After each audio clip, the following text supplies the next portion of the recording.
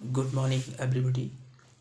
तो basics of Himachal Pradesh में आज हम पढ़ेंगे सतलुज रिवर के बारे में। तो हिमाचल प्रदेश में बहने वाली ये सबसे लंबी रिवर है। हिमाचल प्रदेश में टोटल 320 किलोमीटर बहती है। ठीक। अब हिमाचल प्रदेश में ये कहाँ से एंटर होगी?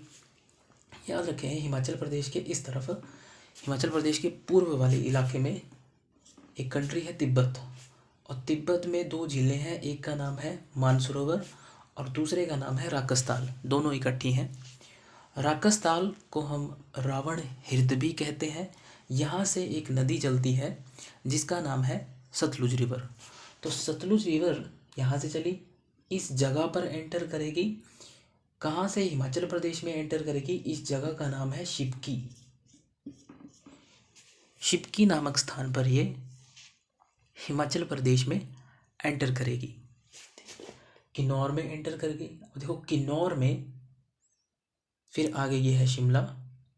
तो शिमला के बाद कुल्लू, मंडी, सोलन, बिलासपुर, ऐसे करके ये पंजाब में चली जाती है। अब यहाँ पर एक और चीज़ याद रखेंगे, है ना, बेसिक्स में। यहाँ पर ये जगह है छोहरा।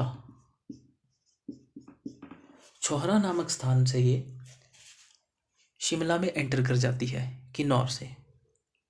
ठीक है, शिमला में एंटर कर गई। फिर यहाँ पर ये कुल्लू के साथ बाउंड्री बनाएगी शिमला की।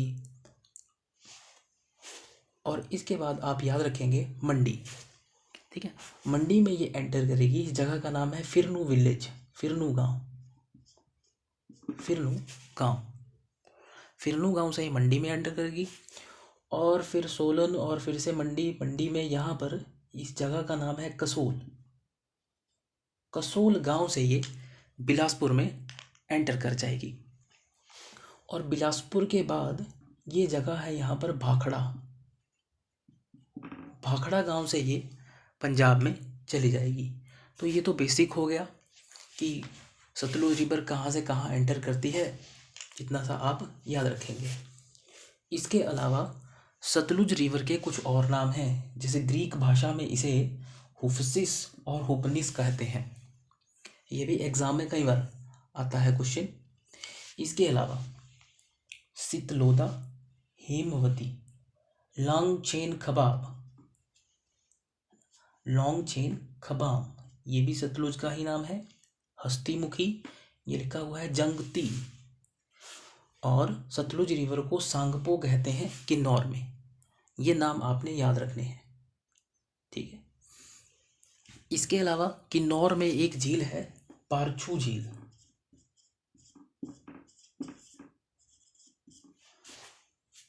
यह सतलुज रिवर में बाढ़ का कारण बनती है। इसको भी आप याद रख लें। सतलुज रिवर में जो कई बार बहुत ज़्यादा पानी आ जाता है, वो तिब्बत में एक झील है पारछू, इसकी वजह से सतलुज में बाढ़ आती है। ठीक है, इतना सा बेसिक हो गया।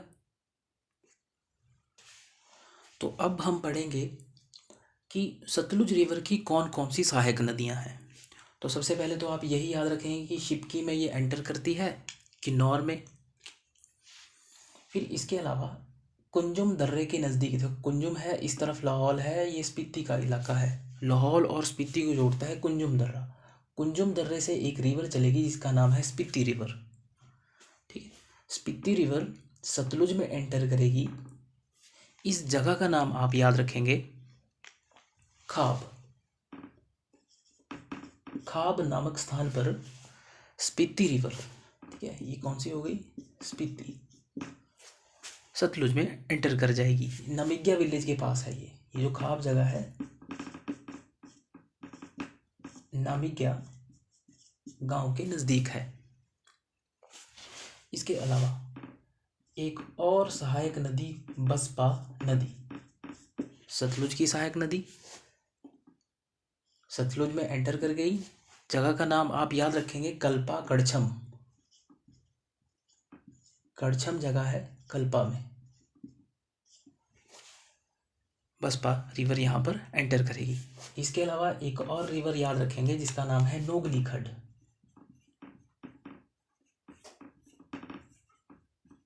नोगली खड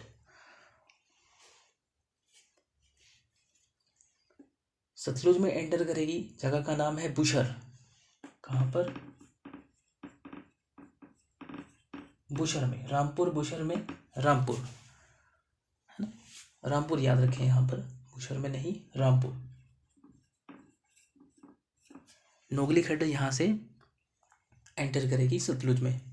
फिर देखें आगे, यहाँ पर कुछ ज़्यादा खास सहायक नदियाँ इसकी नहीं हैं। मंडी से एक याद रखेंगे, मंडी में इसकी 2 सहायक नदियाँ हैं।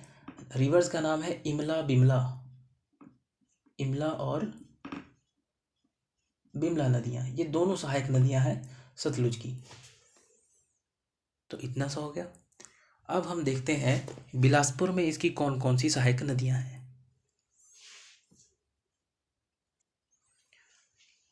तो अब हम देखेंगे बिलासपुर में इसकी कौन कौन सी सहायक नदियाँ हैं। मैं यहाँ से थोड़ा सा रब कर देता हूँ इसको, है ना। ये वाला डिस्ट्रिक्ट हमारा आ गया बिलासपुर। तो देखिए बिलासपुर में जो इसकी सबसे लंबी सहायक जो नदी है या खड्ड है, उसका नाम आप याद रखेंगे सीर खड्ड।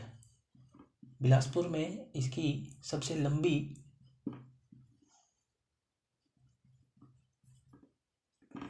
सहायक नदी या खड्ड सीर खड्ड। तो सीर खड्ड सेरी नामक जगह पर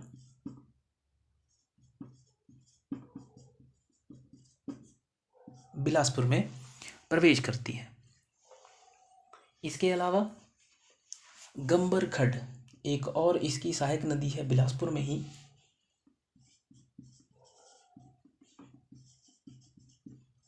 गंबर खड्ड, तो ये जगह का नाम है दगरान या डगरान, यहाँ पर सतलुज में एंटर करेगी। और एक और याद रखेंगे यहाँ पर अली खड्ड, ये भी सतलुज की ही सहायक नदी है बिलासपुर में। और यह बेरी घाट नामक स्थान पर,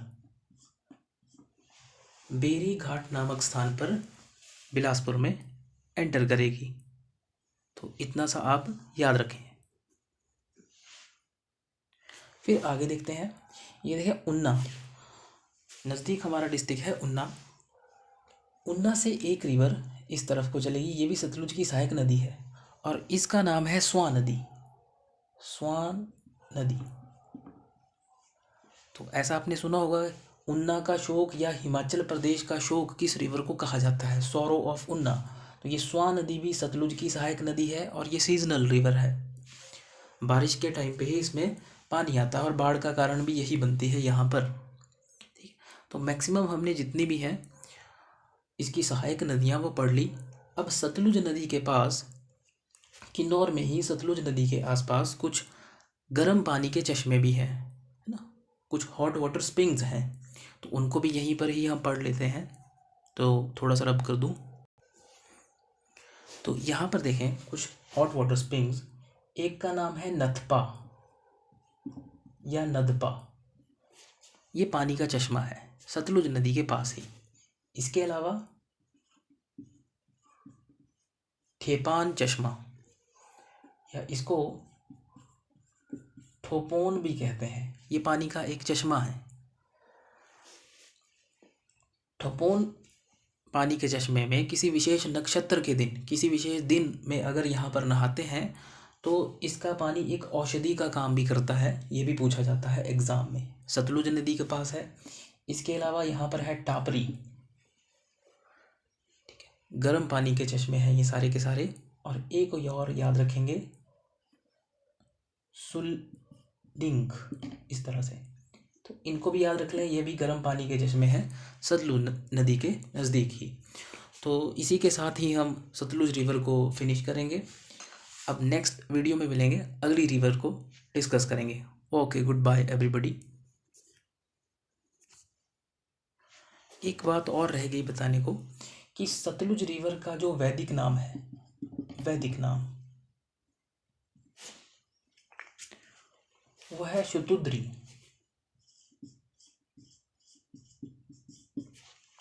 और इसका संस्कृत नेम है शतुद्रु, शतुद्रु। इसको भी याद रख लें, कई बार एग्जाम में आता है। इसके अलावा सतलुज नदी के पानी को नीला जल कहा गया है, नीला जल। ठीक है। सिंधु नदी के पानी को लाल जल कहा गया है,